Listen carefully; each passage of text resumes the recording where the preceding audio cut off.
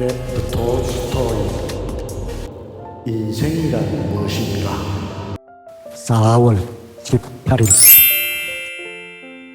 중요한 것은 지식의 양이 아니라 질이다. 굉장히 많은 것을 알고 있으면서도 가장 필요한 것은 모르고 있는 사람이 있다. 2. 모른다는 것은 그리 부끄러운 일도 아니고 나쁜 일도 아니다. 아무도 모든 것을 다 알 수는 없다. 모르는 것을 아는 척하는 것이야말로 부끄러운 일, 잘못된 일이다.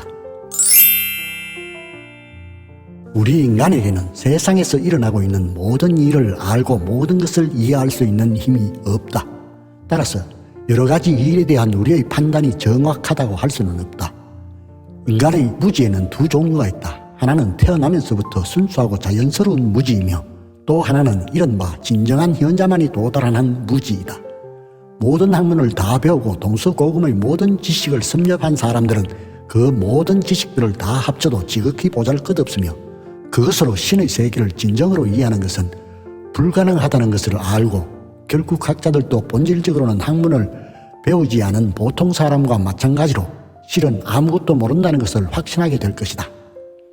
그런 한편 세상에는 이것저것을 조금씩 공부하여 온갖 학문을 그중만 핥고도 대단한 학자인 양 함부로 떠들고 다니는 사람들이 있다.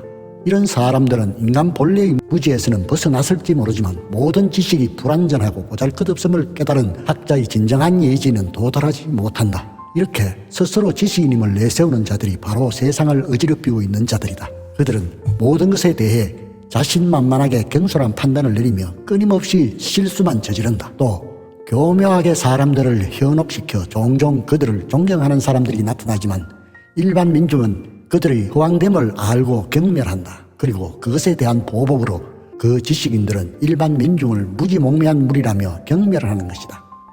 파스칼. 만일 일부 사람들에게만 먹을 것을 생산하는 것이 허용되고 다른 사람들에게는 그것이 금지되어 있거나 생산할 수 없는 상태에 놓인다면 생산된 그 음식은 결코 좋은 음식이 아닐 것이다.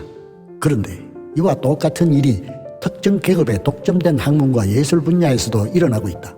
다만 거기에 차이가 있다고 한다면 육체적인 양식의 경우는 자연에서 크게 벗어날 수 없지만 정신적인 양식의 경우에는 아주 중대한 일탈이 일어날 수 있다는 것이다.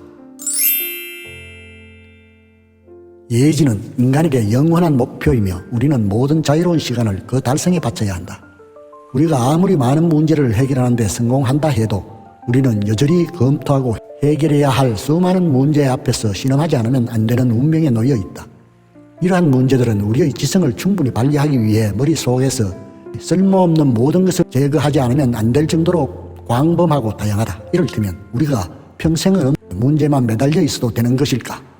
그런데 세상에는 종종 인생에 대해서보다 대화에 대해서 더 많이 사색하는 학자가 있다.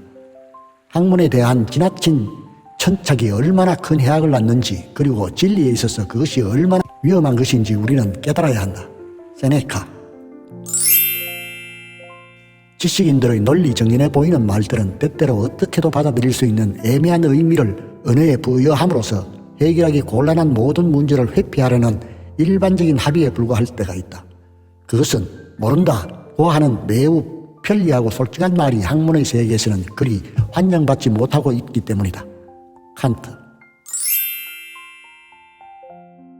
진리를 흠잡을 데 없이 원고지에 적고 그것을 사람들의 머리에 전하기 위해서는 수많은 장애를 극복하지 않으면 안 된다. 거짓말쟁이들은 진리의 가장 힘없는 적이다.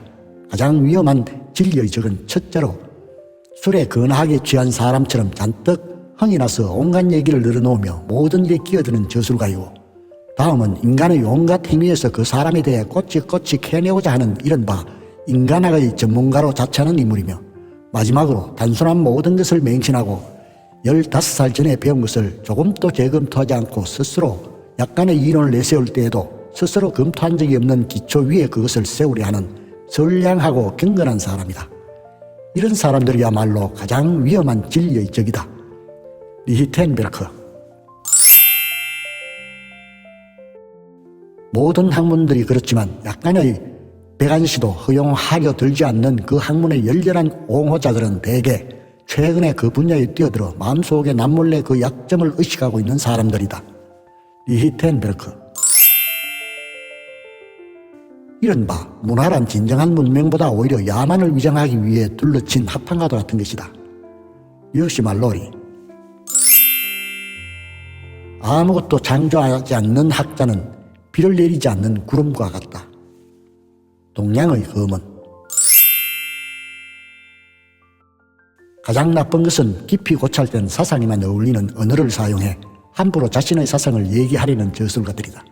만일 그들이 그런 짓을 하지 않고 자기 사상을 거기에 어울리는 적당한 언어로 표현한다면 그들은 틀림없이 그들 나름대로 학문 전체의 발전에 기여할 수 있고 세상의 주목도 받게 될 것이다. 리히텐베르크. 진정한 지식과 학문에 있어서 가장 나쁜 것은 애매한 관념과 애매한 언어를 사용하는 것이다. 실제로 사이비 학자들은 애매한 관념을 설명하기 위해 애매하고 공허하고 날조된 언어를 사용하고 있다. 끝까지 시청해 주셔서 감사합니다.